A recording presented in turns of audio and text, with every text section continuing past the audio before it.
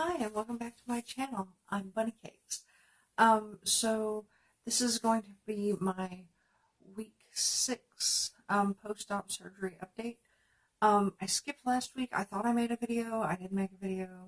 So yeah. So this is going to be week 5 and 6 taped together. Everything is still going really good. My sutures are healed almost completely. I still have my problem child. It's just got a tiny little scab left on it in one spot. I can't remember if I said in my last video or not, but I was having some trouble with it getting infected, and I recently discovered as I was cleaning it that there was something down inside it, and I pulled it out, and it was a chunk of the surgical glue had gotten down inside the incision, and so that was irritating things, and it was getting infected. So after I pulled that out, like day by day, it is like amazingly so much better. And this little tiny scab I have is that spot where it goes down and a little deeper than the rest of the suture is, where it couldn't heal around it. So yeah, it's really good. Most of my sutures look like they're much older than they are. Um, I've got some dry skin around that one that's still healing a little bit, and it's itchy. But I haven't talked to the surgeon yet about whether or not I can put lotion on it, and I kind of don't want to since there's still a little bitty open spot. But yeah, everything is going great. I am down to 298.4 pounds, which means I have lost 28.4 pounds since the week before my surgery. Almost 30 pounds. I haven't been this light since like 2012.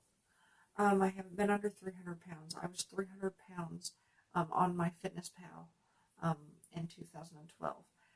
And yes, I said light because I don't like to use the word thin, because it's not necessarily true, because you can have two people that are 300 pounds and one of them looks fat and one of them looks fit.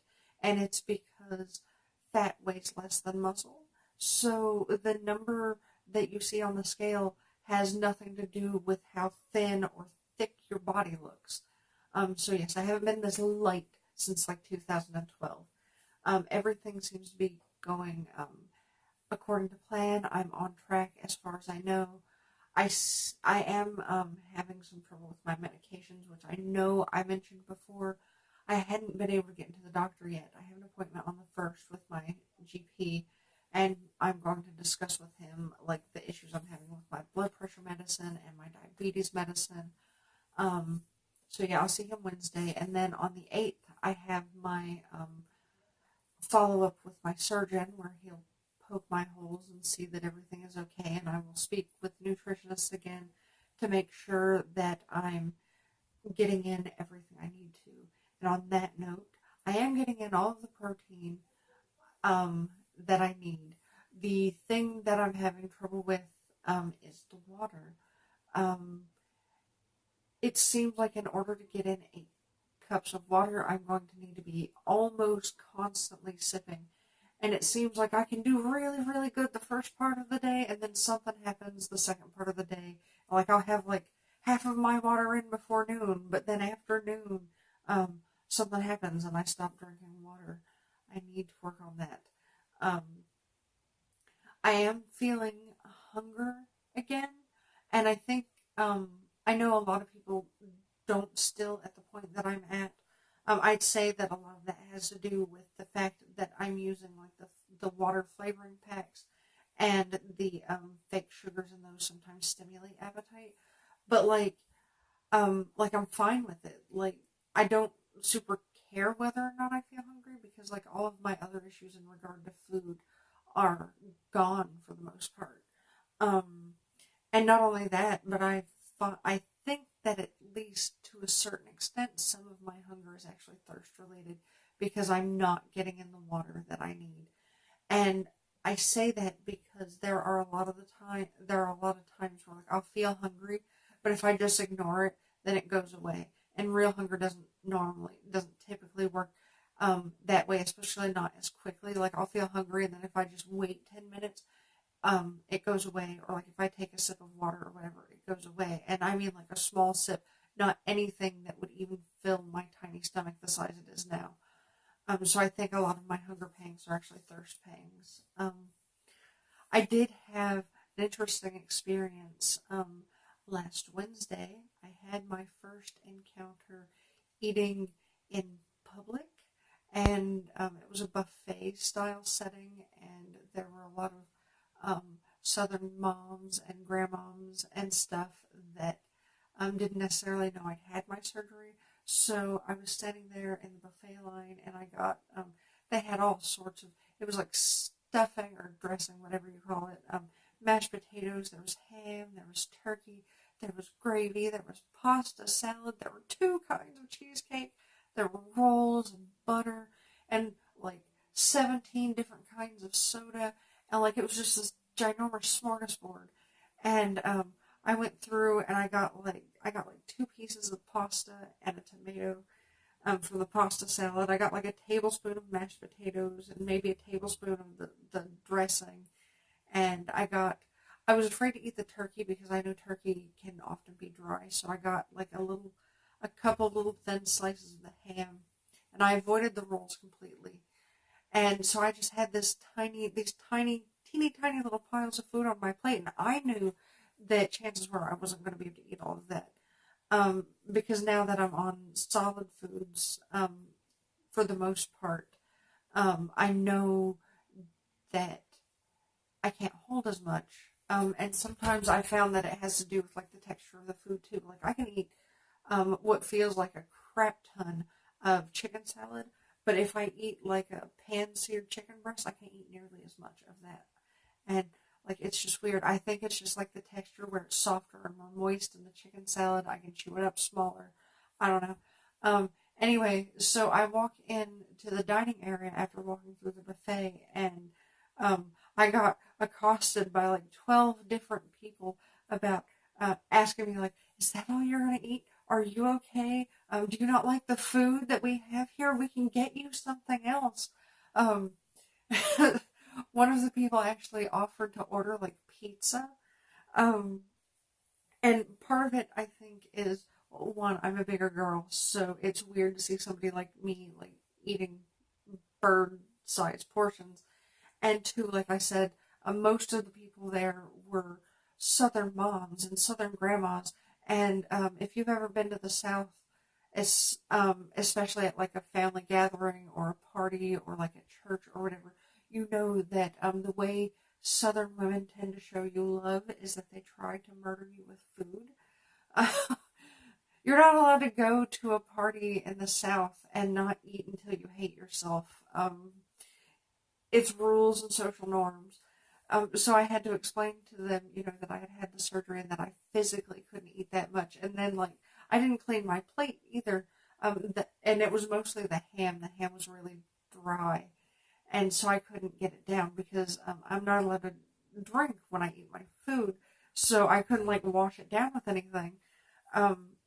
So I didn't eat that. And so I left, not only did I, like, get just a little tiny bit of food, but I also didn't clean my plate. So I got asked a few more times if everything was okay and whatnot. And it was just interesting. It got a little frustrating about, like, person number 9. And, like, I just wanted to hang a sign around my neck that says, like, no, I don't have an eating disorder. I just physically can't eat that much anymore. But it was an interesting experience, and I'm sure I'll have it again. Because I know, especially here, it's weird to see people eat such tiny little amounts, especially when they're not a tiny little person.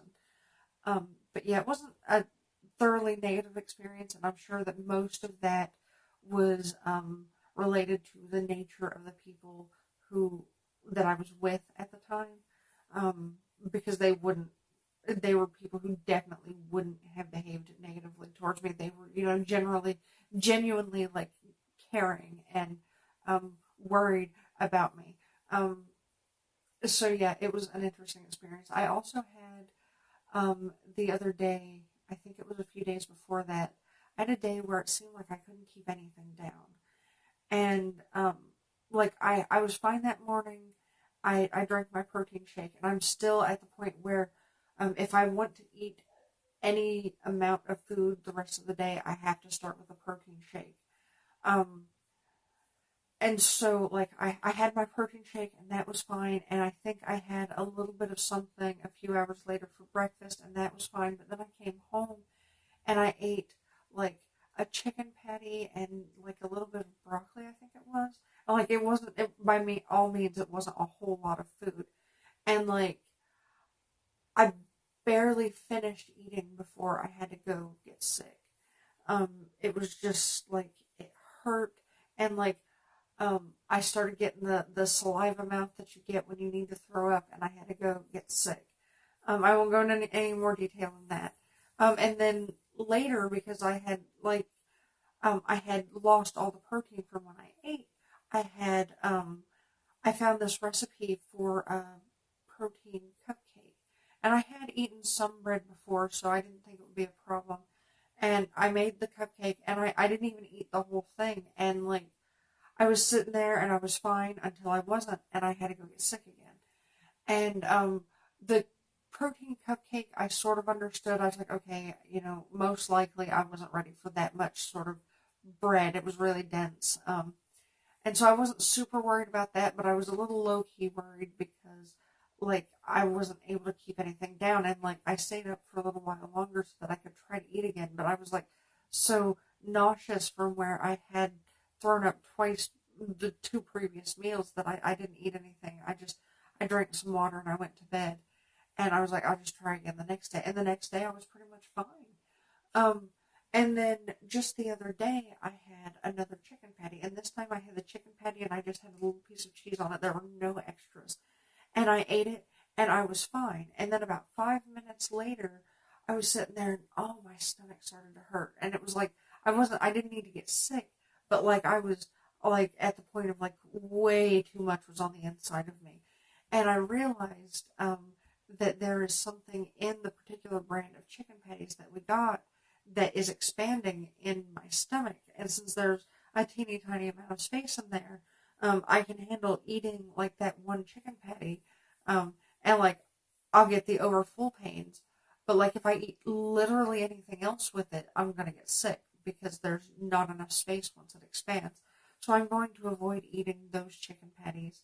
Um, and, like, I know chicken patties aren't really the best thing in the world to eat anyway, but I was lazy and they were there and there was protein in them and it's what I needed. So yeah, I'm not going to eat those anymore if I can help it. I will find other quick, easy things to eat to get my protein in. But yeah, that was my weird experience. So yeah, I think that, I just have to be careful with what I eat still. Though I am moving to the point where I can eat just about anything I want to as long as I chew it really well. I've moved to the point where the tomato products aren't bothering me. I've had pasta and that's fine. I've incorporated a little bit of black pepper back into my diet and that's fine as long as I don't use too much. The only things that I've come into contact with that really bother me still are, like, onions and peppers. They don't make me sick. They just give me really, really bad heartburn, and I don't like it. And I haven't been cleared to take anything other than my Carafate for my heartburn. So I'm like, I'm just going to avoid those. I don't necessarily need to eat those things, though I have been craving sauteed mushrooms and onions for, like, the past week and a half.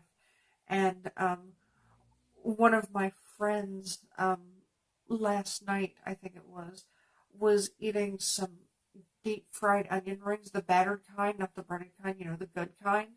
And they looked really, really, really good. But as I'll try onions and peppers, later down the road, and maybe they won't affect me. Or maybe it won't be as bad. I'm still healing and everything. But yeah, everything is going really good. And I think it's really all I have in the way of updates. I know I've promised some bonus videos from my stories that I had my day of surgery, and I will get to those. I've got a couple of ideas for some bonus videos, but if nothing else, I will do my best to remember to post another update video next Monday around noon. I'm specifically going to edit this video and get it posted. I'm filming this the night before, so it's not fully, for me, week 6, but it's close enough. I'm going to upload this video, and I'm going to edit it and upload it and make sure that it will post at noon, because literally the day I said that I was going to start posting videos at noon, something happened, and I didn't get it posted until like midnight. So I'm going to try to avoid doing that. I'm going to start filming earlier or whatever when I have things to do on Monday, and set them to upload at a specific time. So that's all I have. Remember to take care of yourself, be strong, smile when you can, and try to live your best life. And thank you for watching. Please like this video and subscribe to my channel if you like this content, and follow me on all my social media. It's linked down below.